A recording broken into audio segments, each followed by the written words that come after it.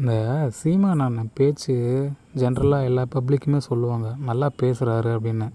ஆனால் நடைமுறைக்கு சாத்தியம் இல்லைன்னு. அது உண்மைதாங்க. அதாவது இயற்கை வளத்தை அழிக்கிறது தப்புன்னு மனித குலத்துக்கே தெரியும். அப்படி இருந்தால் அது ஏன் பண்ணுறாங்க அப்படின்னா, பயன்பாட்டுக்காக தான், நம்ம சர்வைவல் பண்ணணுங்கிறதுக்காக தான். சரியா? ஸோ அப்படி மலையை குடையிறதும் தப்பான ஒரு விஷயந்தான். இப்போது சீமான் அண்ணன் அதெல்லாம் சொல்லி தான் மலையை குடையிறாங்க, இயற்கை வளம் பாதுகாக்கப்படணும் அப்படின்னு சொல்கிறாப்புல. இப்போ இவர் ஆட்சிக்கு வந்துட்டாருன்னு வைங்க, மலையை குடையிறது திரும்பவும் சொல்கிறேன், அது தப்பு தான். ஆனால் ஒரு வீடை கட்டுறதுக்கு ஜல்லிக்கல் அத்தியாவசிய தேவை.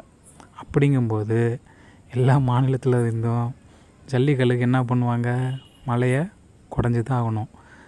என்ன சொல்ல வரேன்னா, அதை நெறிமுறைப்படுத்தணும், இல்லைன்னா அதை தடுக்கணும்.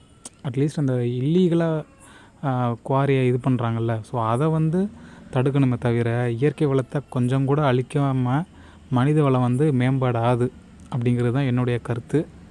நீங்கள் என்ன நினைக்கிறீங்க மக்களே?